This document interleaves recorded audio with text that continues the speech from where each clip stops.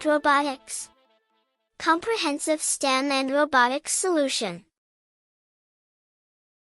Hello everyone, in this unit we are going to learn about the block coding and how to use MakeCode toolbox. Block coding is a way to give instructions to the microbit using puzzle-like blocks. You don't need to write any text, you simply drag and connect them. Think of it like building with Lego bricks, but instead of building a castle, you are building a computer program. It is colorful and great for beginners.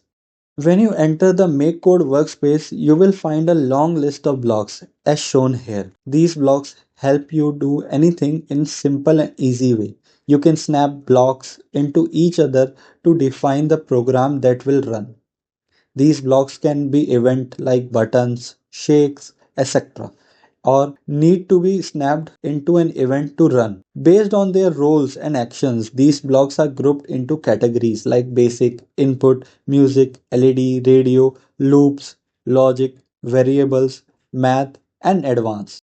In the basic category, you will find essential blocks. For example, on start runs your code once when the microbit turns on, and show string scrolls text like your name. The input category helps you interact with the device. Blocks like on button A pressed let you run code specifically when you press the button A.